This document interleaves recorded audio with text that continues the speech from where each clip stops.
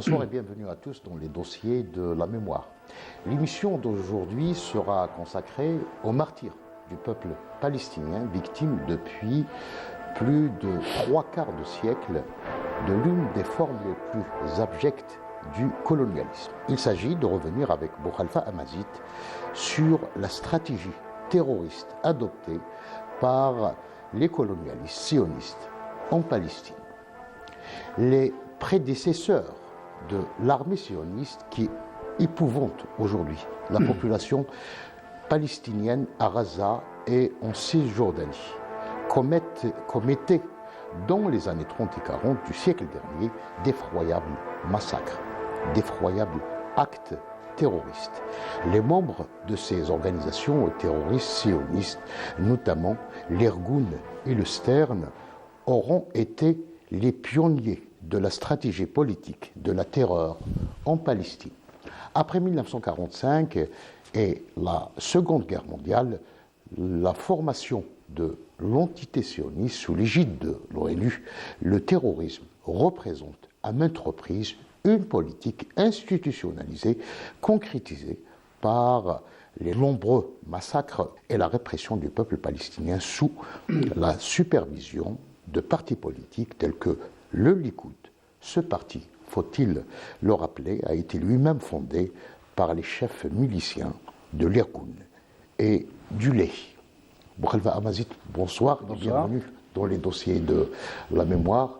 Quand on parle de la colonisation en Palestine, il faut évoquer la violence des sionistes qui a été adoptée comme stratégie pour installer cette colonie de peuplement, installée à partir d'un mythe qui est basé sur la violence. Boukhalifa. Le colonialisme a pour corollaire principal la violence. Intervenir ailleurs que chez soi, s'installer, installer son système, installer son mode de fonctionnement, c'est ça le colonialisme, et cela ne peut se faire que par la violence. Le 19e siècle a été, et même les siècles précédents, mais le 19e siècle très particulièrement a été très fécond en politique de ce genre menée par les différentes puissances européennes à l'époque dans le cadre de la relance du lancement de la révolution industrielle. Et Israël n'échappe pas à ce schéma. Israël, en même temps, disons que la première colonie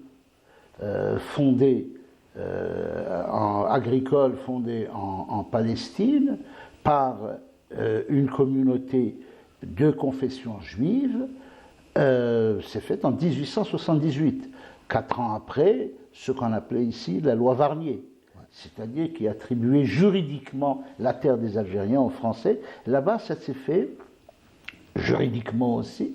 L'Empire ottoman a autorisé l'installation de cette colonie avec, bien entendu, parce qu'il y avait aussi derrière toute cette politique, il y avait la grande finance internationale. Ça s'était fait avec le financement du baron de Rothschild. Mais cette stratégie... Oui. Je tiens juste à terminer, c'est-à-dire que cette stratégie, cette colonie s'est installée dans le cadre de ce qu'on a appelé le retour. Le retour, ce retour mythique, cette phrase mythique l'année prochaine à Jérusalem qui se répétait à l'envi. En fait, c'était une phrase qui c'était en 1945 que c'était sorti. On a voulu attribuer ça à l'histoire. En fait, il ne pouvait pas y avoir de retour parce qu'il n'y a jamais eu de départ.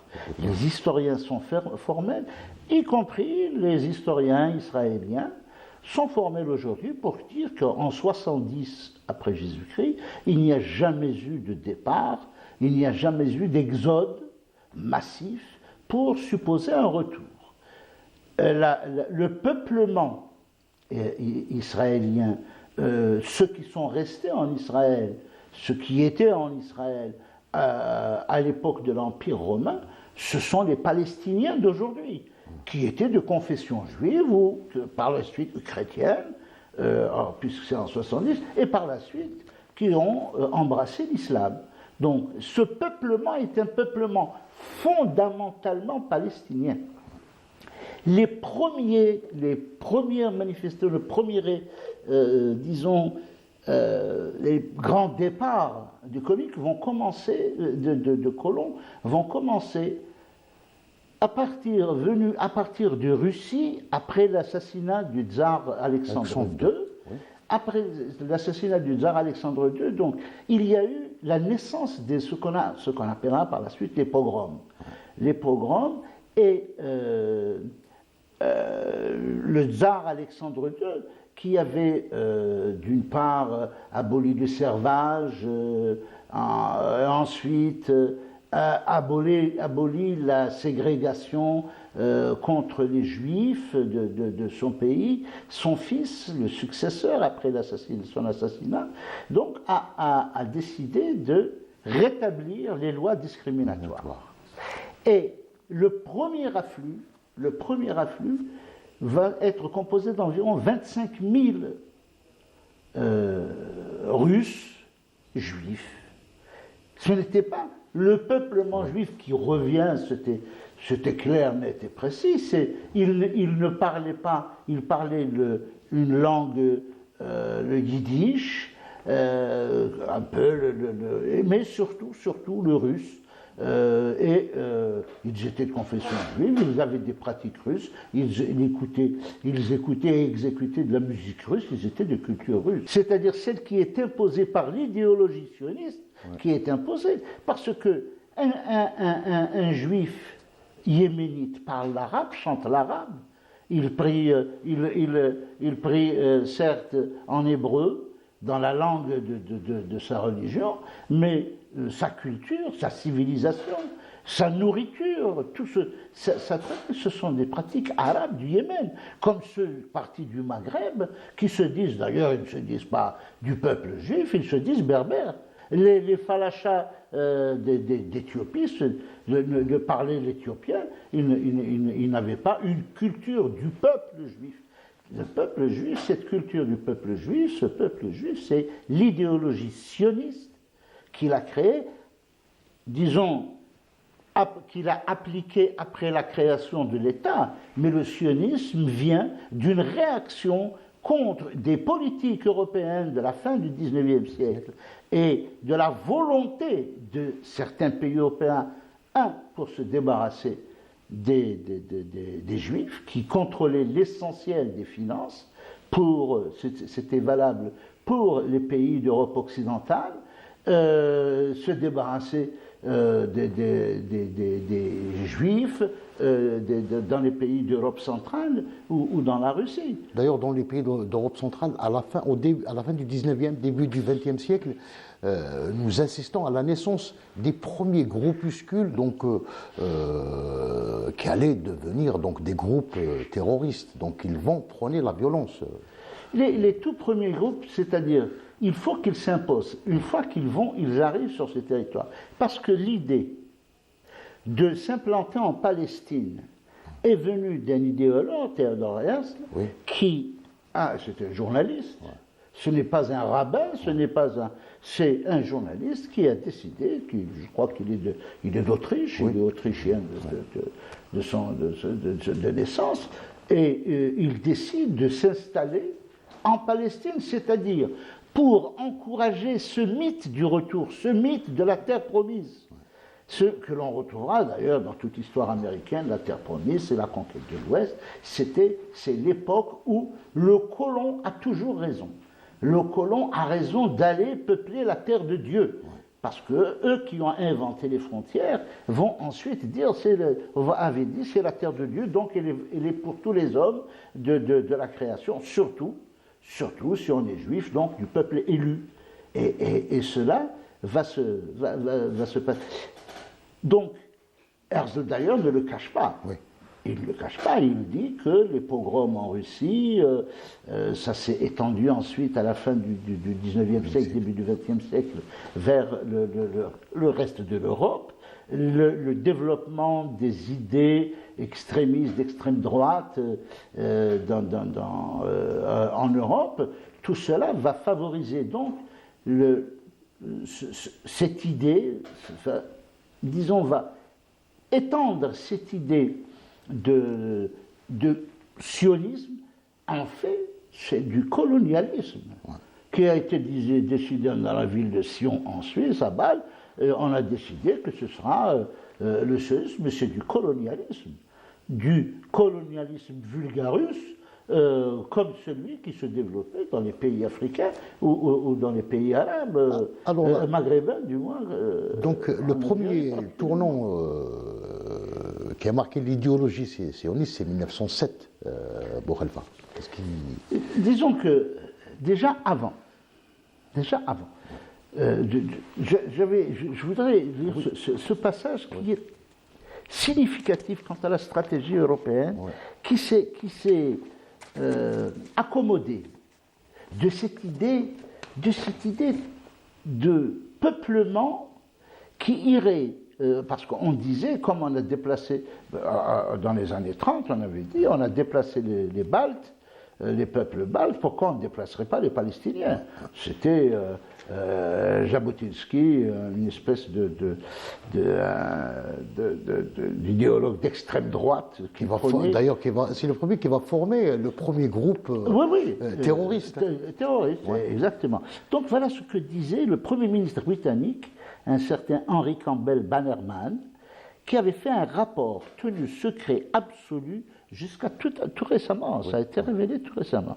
Ce rapport stipule, je cite, « Les peuples arabo-musulmans qui contrôlent de vastes territoires, riches en ressources connues ou cachées, au carrefour des routes du commerce mondial, constituent une menace pour l'Europe et un obstacle à son expansion. Ils peuvent, s'ils le veulent, se constituer en un seul État qui pourrait devenir une superpuissance mondiale. Si l'on considère les choses sérieusement, un corps étranger devrait être implanté au cœur de cette nation afin de l'empêcher de s'unir, de telle sorte qu'elle soit amenée à épuiser ses forces dans des guerres sans fin. Il faut créer un État tampon en Palestine où serait installée une forte présence étrangère, hostile à ses voisins, solidaire avec les pays européens et au service de leurs intérêts. » Fin de citation. C'est-à-dire installer un corps étranger dans l'adversité. Oui, bien sûr. C'est-à-dire que les obliger, il le dit, de sorte qu'il soit amené, cette nation arabe, amenée à épuiser ses forces dans des guerres sans fin. C'est à croire que ce texte a été écrit avant-hier ou hier. C'est-à-dire bien avant la fameuse promesse de Balfour. Oui, c'est en 1901, là nous sommes en 1901. Oui. Et j'avoue que lorsque j'ai lu ce texte, parce qu'il est beaucoup plus long que ça, lorsque j'ai lu ce texte, je me suis dit, peut-être que c'est un fake, peut-être que... Non, j'ai vérifié, j'ai recoupé les informations. Effectivement, j'ai cherché le nom de ce Henry Campbell Bannerman.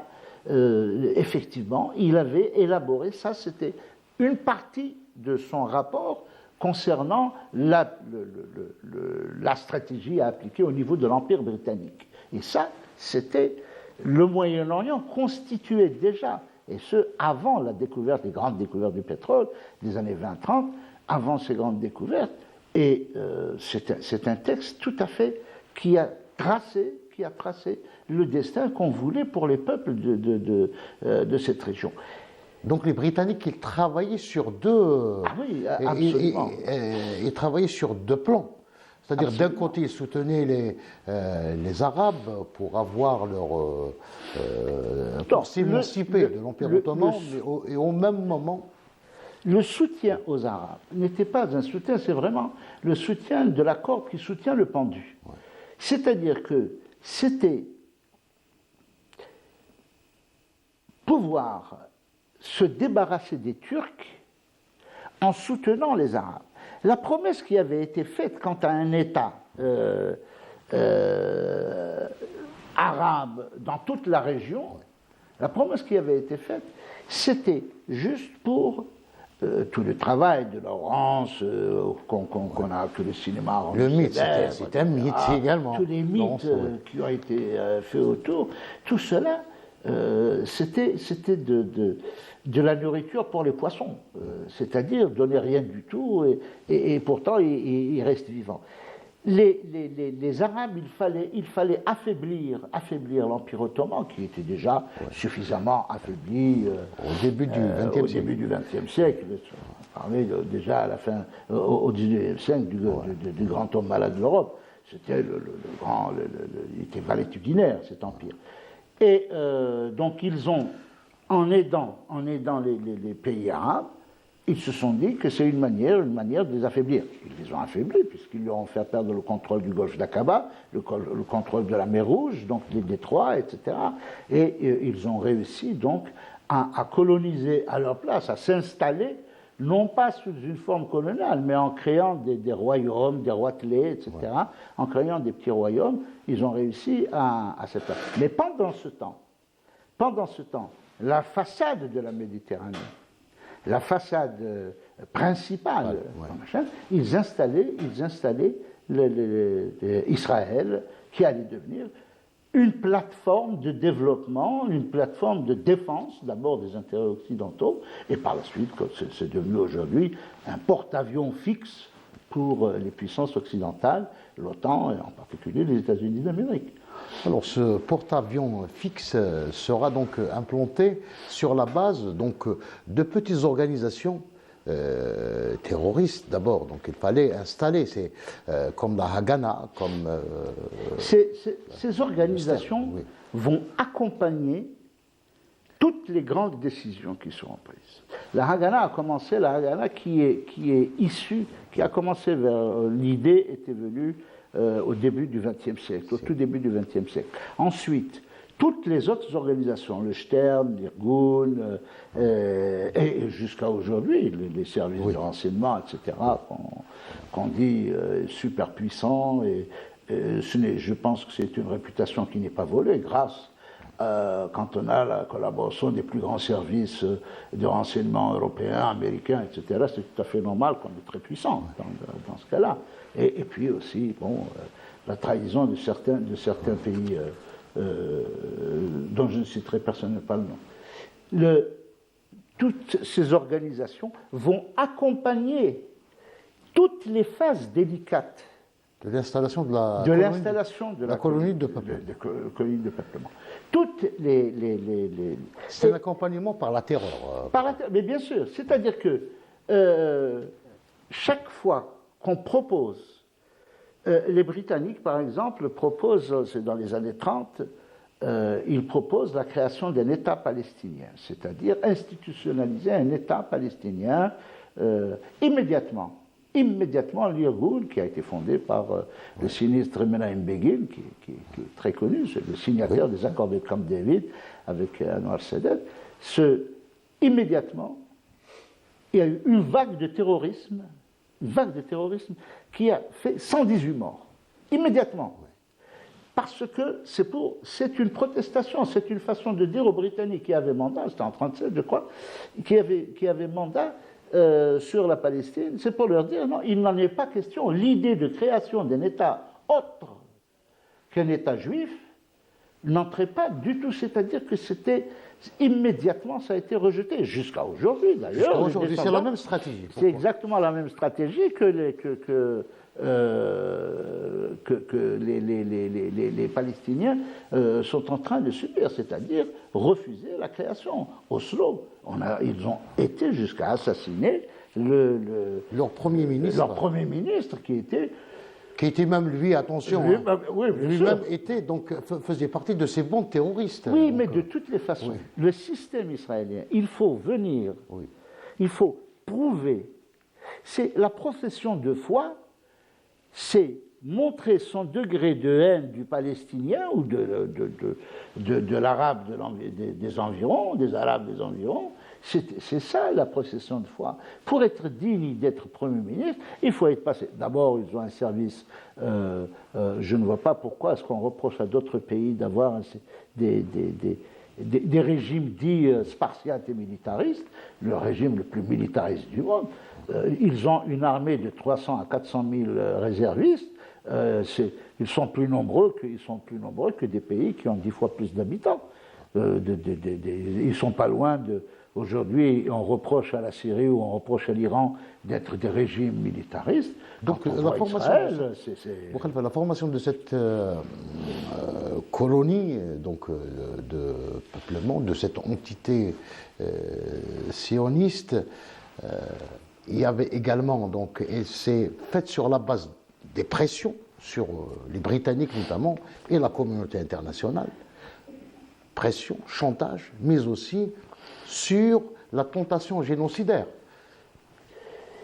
vis-à-vis du peuple palestinien, parce qu'on poussait vraiment à l'exode à chaque fois. L'élimination du peuple palestinien ont fait dire la propagande israélienne et même européenne aujourd'hui fait dire, alors on publie des déclarations disant que ce sont des animaux et non pas des êtres humains. Oui. C'est pour dire que c'est l'extrême droite, attention, non, ce n'est pas l'idée qui est partagée, alors que cette idée-là, cette idée date du début du XXe siècle, de tout début, des toutes premières colonies. Cette idée d'un remplacement du peuple. Je disais tout à l'heure de ce Jabotinsky qui disait qu'il fallait, comme on a déplacé les peuples baltes, on peut déplacer les Palestiniens et tous les Arabes de la région. D'ailleurs, à un certain moment... La Nakba, 700 000, mais vous imaginez, 700 000 personnes. En 1962, les Français qui sont restés 132 ans ici, ils n'étaient pas 1 million à quitter le pays. La légende dit qu'il y a 1 million qui se sont construits, alors qu'il y avait beaucoup moins que ça, qui ont quitté le pays. Ça a constitué un événement énorme.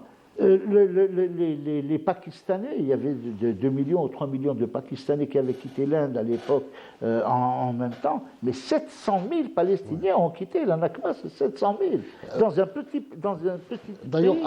avant la Nakba, c'est-à-dire avant 1948, la presse internationale utilisait deux expressions. Il y a le terrorisme juif et le terrorisme sioniste, qui est utilisé donc pour désigner les actes terroristes commis par des bandes armées sionistes prenant pour cible la population palestinienne. Pour reprendre, etc., un chercheur palestinien qui a fait un travail de recherche sur la presse à l'époque, c'est-à-dire avant 1948. Donc, on parlait de les Britanniques avaient mandat sur la Palestine. Oui. Quand on dit mandat sur la Palestine, c'est-à-dire qu'il est de leur devoir d'administrer, de gérer, de protéger les populations. Or, ils attribuaient à des organisations qu'ils connaissaient parfaitement, on ne va pas dire qu'ils ne connaissaient pas l'Irgun. L'Irgun a commencé à activer en 1900, la Haganah, l'Irgun a commencé à activer en 1931. Oui. De 1931 jusqu'à 1948, ils n'ont pas cessé. Ils étaient armés par les Britanniques. Ils étaient, bien entendu. Bien entendu, il y a la liste. J'ai vu une liste de l'armement qui a été fourni par les Britanniques à ces groupes. C'était des bandes. C'était des organisations terroristes. Oui. Des organisations terroristes. Alors que première manifestation en 1937, des manifestations palestiniennes, on avait arrêté 5 dirigeants politiques. Et on avait interdit toutes les organisations politiques, syndicales, sociales ou même de bienfaisance avaient été interdites par l'administration. Avec cette révolte de 1937. La révolte des Palestiniens. Des Palestiniens. Et d'ailleurs, après cette révolte, ces organisations vont redoubler de férocité. Donc. Eh oui, mais pourquoi? Parce qu'il fallait empêcher. Il fallait forcer la main à ces pays. L'Angleterre, à un moment, la Grande-Bretagne va démissionner. Il va déposer le machin, dire aux Nations Unies, moi, je vous rends le tablier, vous n'avez qu'à vous débrouiller avec, à la veille de ce qu'on appelle le partage. Il n'y a pas eu partage, il y a eu confiscation des terres. Ce qui restait, les 56% qui ont été donnés aux Juifs, parce que ce n'étaient pas encore des Israéliens qui ont été donnés aux Juifs, leur a été donné au détriment des Palestiniens qui vivaient sur ces terres depuis des millénaires, depuis des centaines d'années. Alors, il n'y a pas eu partage, on a confisqué des terres et on les a données à des migrants de confession juive. D'ailleurs, l'État raciste a été créé comme ça, c'est comme ça que l'État raciste, qui se dit aujourd'hui État juif, il a été dessiné par les Nations Unies. Enfin, dessiné d'abord par la Société des Nations, et les Nations Unies n'ont fait que terminer le travail de la Société des Nations. Parce que le projet date, son internationalisation et sa prise en charge par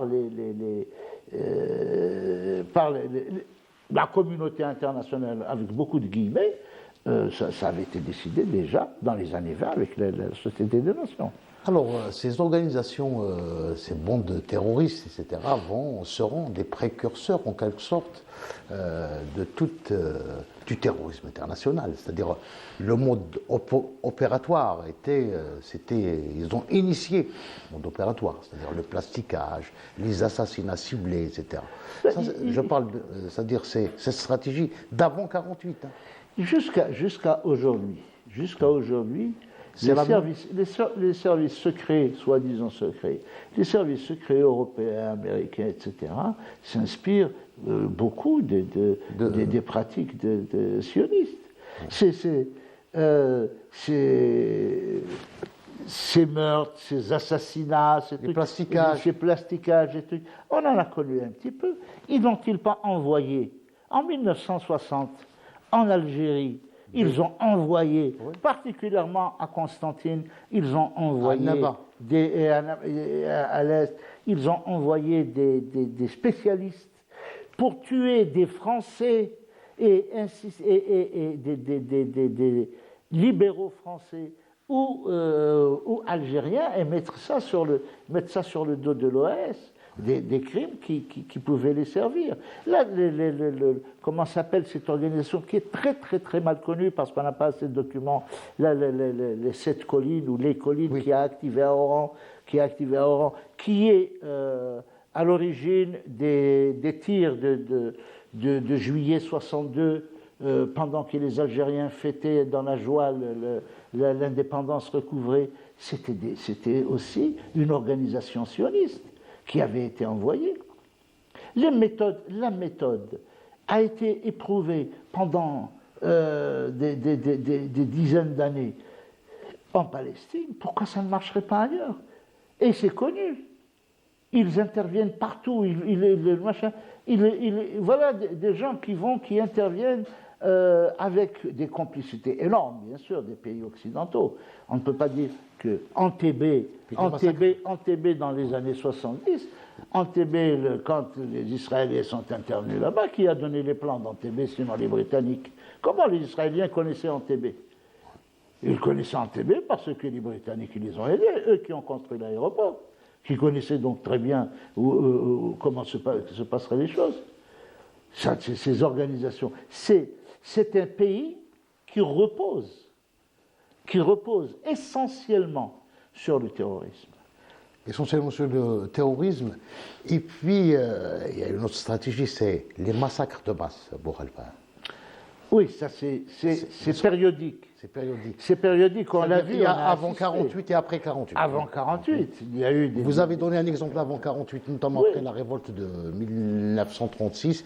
Oui. Et puis en 1948, il y a donc les massacres Mars, Oui, notamment, les grands- des Riessines, etc. Oui. Où des femmes, des enfants, des hommes ont été Là, massacrés. il fallait pousser les gens au départ. Oui. C'est ce qui s'est passé au Liban, Ouais. pour faire partir les Palestiniens du Liban en 82. C'est ce qui se passe aujourd'hui à Gaza. Ce qui se passe aujourd'hui à C'est Gaza. la même stratégie qu'on a. Aujourd'hui à Gaza. Mais en fait, on appuie à Gaza pour avoir de l'effet en En Cisjordanie. Cisjordanie. C'est ça les. Parce que la situation est plus fragile en Cisjordanie. Le fruit est mûr en Cisjordanie. Le fruit est mûr. L'État démocratique palestinien a été proposé par les Palestiniens dans les années 20. Dans les années 20, ils avaient proposé déjà un État où juifs et musulmans, donc arabes et migrants, parce que c'est des populations de migrants, on ne peut pas dire les populations juives, c'est une confession. Ce sont des migrants d'Europe, du Maghreb d'ailleurs, qui sont venus s'installer. Donc ces populations-là qui sont venues s'installer, bien avant, qui sont venus non pas s'installer, qui sont venus chasser, ceux qui étaient déjà en Les place. autochtones, oui. Les autochtones. Et le mot Palestine a été banni. Et ça, on assiste dans les livres de géographie des écoliers d'Israël. Il n'y a pas le mot Palestine. Le mot Palestine n'existe pas. Ils ont inventé une histoire. Ils ont été excavés. Il n'y a jamais eu cette histoire de mur du temple. Ce temple n'existe que depuis le VIe siècle. Ce mur-là. Qu'est-ce que c'est Et puis, ils s'inventent une histoire, ils créent une histoire, fabriquée de toutes pièces selon l'idéologie sioniste. Et où est la culture Où est la culture sioniste où est leur culture? La culture, c'est de l'arménien, c'est du russe, c'est de l'ouzbek, c'est du yéménite, c'est de l'irakien, c'est du maghrébin, jusqu'à aujourd'hui. Quelle culture ont-ils donné, ce pays a-t-il donné au monde? Quelle culture? Pour revenir à ces bandes terroristes, donc elles étaient gérées par des chefs, et puis qu'on va. Bon, ces chefs, ils sont devenus après des chefs militaires et des chefs. Ils deviennent très célèbres parce qu'ils passent d'abord par les services. C'est un cycle. Ils passent d'abord par les organisations clandestines, secrètes, etc. Ensuite, ils massacrent au grand jour dans des guerres cycliques qu'ils organisent. C'est des histoires de plomb durci, c'est des histoires de noms bibliques qu'on donne à des massacres d'enfants et de Palestiniens. Ils passent leur temps sur les Palestiniens, sur ce petit peuple. Et la volonté génocidaire n'est plus un secret pour personne. Ouais. Et ils arrivent ensuite, ils se convertissent, ils enlèvent la tenue de militaire et ils se mettent en costume cravate pour aller converser avec les autres pays du monde, pour se donner une... Oui, on oublie que Shimon Peres a été un tueur. Ouais. Ça a été un tueur d'enfants. On a oublié Sabra et Shatila. Sharon est devenu il était reçu dans tous les salons du monde comme un civil qui n'a absolument rien fait. C'est quand même ce qui est insupportable, c'est que le stratagème est dévoilé, les masques sont tombés, mais ce qu'on appelle la communauté internationale continue à manifester. Ce qui est en train de se passer, et ce qu'a révélé l'opération des Iraniens, ouais. C'est qu'il y a une coalition, c'est une coalition contre les Palestiniens. Ouais. C'est-à-dire que ce que Macron avait appelé de tous ses voeux, c'est-à-dire créer une coalition internationale contre Hamas, c'est créé. Depuis quand on a vu un pays qui se défend, qui est venu se défendre, qui est venu rendre l'appareil à Israël, et spontanément, entre guillemets, voilà la France, la Grande-Bretagne, l'Allemagne, les États-Unis qui se mettent ensemble pour empêcher que les Iraniens ne se vengent ni ne rendent l'appareil à l'État agresseur. Ça ne s'est jamais vu. Il y a une coalition de faits et de jures. Et cette coalition est destinée, dès l'opération du 7 octobre, les Américains ont envoyé un porte-avions, et ils essaient d'envoyer un deuxième porte-avions contre les Palestiniens. Soi-disant, oui, c'est contre toute tentative. Qui va tenter quoi que ce soit contre les États-Unis? On peut tout dire du régime iranien. On peut tout dire, sauf qu'ils ne sont pas suicidaires, sauf que les responsables iraniens aiment leur peuple comme les autres aiment leur peuple. C'est les autres responsables. Et on peut tout dire du système, de ce système, mais en tous les cas, s'il y a réellement volonté d'avoir la bombe atomique, eux ne la jetteront jamais, ils ne l'ont jamais jetée sur quelqu'un. Le seul pays de la planète qui a jeté une bombe atomique quelque part, sur le Japon pour être très précis, ce sont les États-Unis. Alors qu'on n'accuse pas ceux qui ne l'ont jamais fait de vouloir le faire. Ça, c'est un procès d'intention. On appelle ça un procès d'intention. Donc, face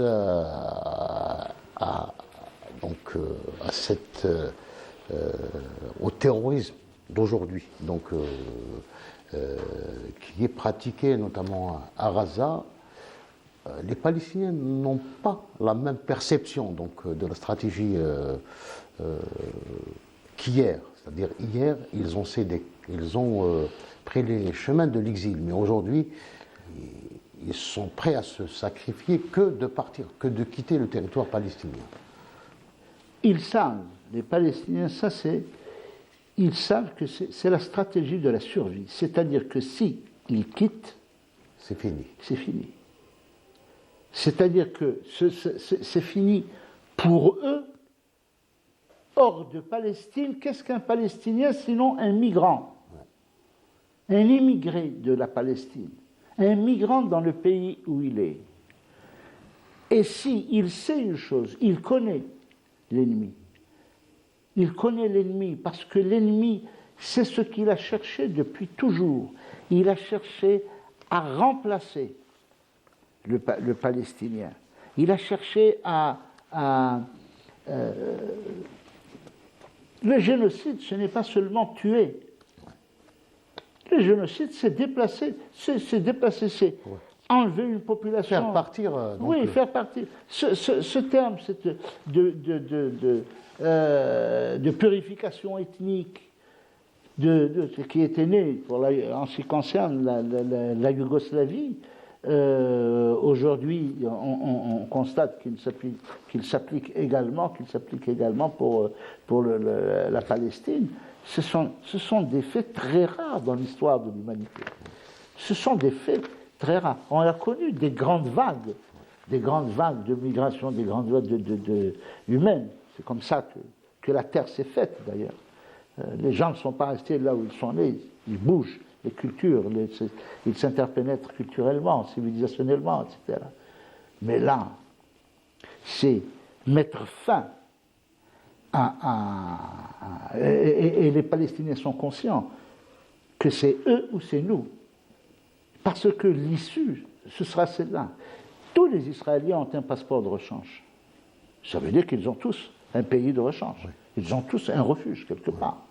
Beaucoup ont quitté le pays parce que on est infiniment mieux informé sur ce qui se passe chez les Palestiniens que ce qui se passe chez eux. On ne connaît même pas, ils ne parlent même pas de leurs pertes militaires, ils ne parlent pas de leurs pertes ni civiles ni militaires d'ailleurs. Ils ont fait tout un flanc avec le 7 octobre C'est vrai que ce sont des civils. Le 7 octobre, je suis désolé. S'il s'explique, donc, je ne dirais pas qu'il se pardonne, mais il s'explique. Le massacre du 7 octobre, c'est 75 ans. 75 ans de régime de fer. C'est 75 ans de négation de ce peuple. C'est 10 ans de blocus inhumain. Ils ont même calculé le nombre de calories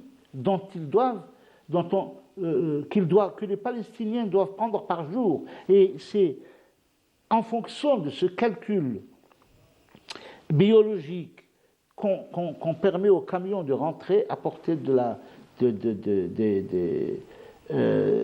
nourriture ou des médicaments. Où est-ce qu'on a vu ça?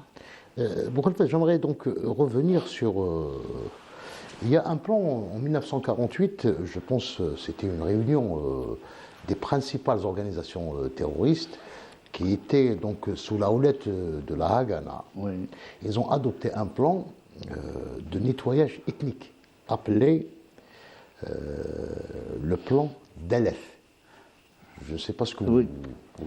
Ce plan de nettoyage, c'est un plan qui fonctionne toujours. Donc, oui, c'est l'application. C'est-à-dire qu'ils ont depuis qu'ils 48. C'est la deuxième phase, parce qu'on a évoqué la phase avant 48. Oui. Il y avait des procédés, mais après, il va y avoir une autre phase. Là, ils ont une base. Ils ont une base, c'est-à-dire ce qui est devenu leur territoire. On leur a fait cadeau d'un pays. Ce qui est devenu leur territoire, là, ils peuvent échafauder de nouvelles stratégies. Oui. Des nouvelles stratégies de massacres plus massifs. C'est-à-dire, d'abord, il faut enrayer, dès le départ, toute question de droit au retour. Il n'y a pas l'histoire du droit des Palestiniens à retourner, il faut enrayer cela. Il faut les empêcher de revenir par la terreur. Ceux qui sont là-bas sont considérés comme des sous-hommes. Jusqu'à aujourd'hui. Jusqu'à maintenant, d'ailleurs. Ils sont considérés comme des sous-hommes, on ne peut même pas utiliser le mot citoyen pour les Palestiniens qui vivent dans leur propre pays. Dans leur propre pays, bien sûr. Et ceux qui sont partis ne doivent pas revenir, ni espérer un jour revenir. Et comment? Sinon, en échafaudant des plans, en échafaudant des stratégies pour dissuader toute volonté de réinstallation. Ce symbole de la clé que tout Palestinien réfugié dans les camps de réfugiés accroche au mur, toutes ces clés qui ne seront plus jamais, ils savent qu'ils ne seront plus jamais utilisées. Ensuite, ils ont d'abord construit un mur gigantesque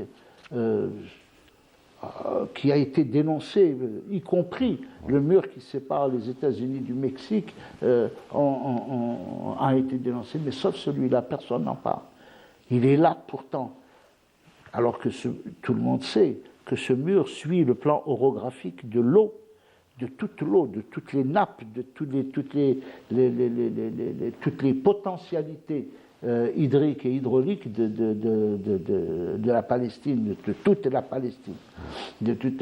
Et ça a été construit en fonction de ces tracés. Donc, il faut empêcher tout cela. Et la meilleure manière de terroriser en rond, c'est de terroriser par des organisations, par des mesures secrètes, par des mesures pseudo-secrètes, parce qu'elles sont criardes, maintenant on les voit, elles apparaissent. Mais en même temps qu'ils vont dans l'extrême, ils se dévoilent. Ils dévoilent non seulement le système était connu, on le connaît, le système sioniste est connu. Mais là, c'est-à-dire, il n'a plus de limite, aucune limite, dès lors qu'il s'agit des Palestiniens. Et ça, peut-on encore parler d'humanité, d'humanitaire, d'humanisme, de tous ces dérivés de hommes dans une situation comme celle que vivent les Palestiniens aujourd'hui. Est-ce que le système sioniste Boukhalifa Hamazit a une capacité de nuisance au-delà de la Palestine? Je pense que notamment aujourd'hui. Il a une capacité de nuisance, c'est-à-dire par la toxicité de ce pays, si on peut appeler ça un pays, la toxicité du sionisme, oui. Pour la région. Jamais la région ne connaîtra la paix, depuis d'ailleurs qu'il s'est installé. Jamais il n'a connu la paix, et jamais il la connaîtra tant qu'il durera, tant que ce système durera. On imagine que ce qu'avait fait le régime d'apartheid en Afrique du Sud, dans toute l'Afrique australe, en Namibie, en Rhodésie du Nord, en Rhodésie du Sud, dans toute la région. Mais dès que le système est tombé en Rhodésie, c'est-à-dire le Zimbabwe d'aujourd'hui, dès que le système a commencé à flancher, à s'effilocher, la paix et la sérénité est revenue dans la région. Et la coopération est revenue dans la région. C'est-à-dire que le sionisme n'est pas envisageable en dehors de toute adversité. Donc sa survie... Il ne peut survivre que dans l'adversité. C'est ce que disait ce Premier ministre britannique. C'est-à-dire que c'est un pays toxique qui doit obliger ses voisins à mener des guerres sans fin. C'est du chien-dent dans un jardin.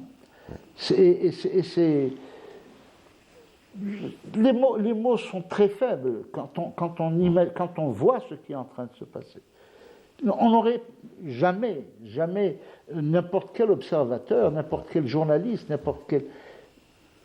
en dehors peut-être des Palestiniens eux-mêmes qui vivent le sionisme, qui le subissent, personne n'aurait imaginé qu'on allait détruire Gaza à ce point. Je veux qu'on me donne un seul pays au XXe siècle où ça s'est passé. À Dresde, ça ne s'est pas passé. Au Japon, la bombe atomique qui a été jetée alors que le Japon était à genoux. Les deux bombes atomiques, c'était pour se faire plaisir, entre guillemets, avec tout le cynisme que cela comporte, se faire plaisir que M. Truman a décidé de les lancer. Et là, le cynisme est supérieur. Parce que les Américains ont immédiatement arrêté les bombardements, les projets atomiques après Nagasaki. Mais là, ça ne s'arrête pas. Il y a de projet en projet. Et quelle que soit l'indignation devant cette indignité, le système de M. Netanyahou est très à l'aise. Un système à l'aise, j'aimerais revenir, Boukhalifa, à la formation de cette entité sioniste au moment où le monde, après 1945 évidemment, se préparer à la décolonisation. Au moment où... Justement. Au début du XXe siècle, déjà. Le mouvement jeune algérien en 1916-1917, le mouvement jeune algérien faisait des progrès dans la précision de ses revendications, de son objectif d'émancipation. Au même moment, il y avait M. Balfour qui échafaudait des plans de colonisation au moment où on parlait de décolonisation. En 1945, je ne parlerai pas du discours de Brazzaville qui ne voulait rien dire. En fait, le discours de Brazzaville n'était même pas une promesse, c'était un discours comme en l'air, parce que la France avait besoin de chair à canon. Ils ont été les chercher et ils ont fait... Bon, il avait dit qu'ils vont participer à la gestion de leur... et à l'administration du pays, et même pas leur pays. Donc De Gaulle n'a fait aucune promesse. Il a péroré, comme d'habitude, concernant les colonies. Mais à ce moment même, se préparait dans les laboratoires britanniques, et particulièrement britanniques, se préparait la colonisation alors que le mouvement gandhiste en Inde se développait et prenait de l'ampleur, alors que dans des pays africains commençait à bouillonner la marmite des indépendances. Non, là, on installait par la force, par un système de secte moyenâgeuse, on était en train de préparer la confiscation d'un peuple. Et tout a été ensuite, tout s'est passé comme réglé du papier à musique. Ils viennent, ils démissionnent, ils disent non, nous, le mandat, on n'en veut plus, allez, débrouillez-vous avec ça. Et puis, tout était préparé, et tout s'est fait. Peut-on accuser les Palestiniens de naïveté ou n'avaient-ils pas vu venir la chose? Oui, c'est vrai que les Palestiniens, au départ, ont considérablement compté sur les Arabes. Or, quelle était la force des Arabes en 1945? Quelle était la force des Arabes? Ils étaient encore plus démunis qu'avant. Leur capacité de nuisance avait été complètement réduite à néant. Dernière question, Boukhalifa. Est-ce qu'on peut dire aujourd'hui que les sionistes ont juré fidélité à la terreur? Je ne sais pas si cela s'est passé comme dans les... On a commencé par les mythes. Sous la Rose, mais en tous les cas, il faut se dire une chose, c'est que la terreur est toujours sur la table, quelle que soit la négociation. Quelle que soit la négociation, la terreur est sur la table, c'est-à-dire le plan terreur est sur la table. Israël ne peut pas exister sans ces éléments essentiels que sont le Mossad, que sont qui sont tous issus de cette première organisation, toujours la Haganah, c'est ce démembrement. Ils ont toujours donné la primauté à la solution, c'est-à-dire non pas primauté à la solution de la terreur, mais elle a toujours été présente dans toutes les négociations.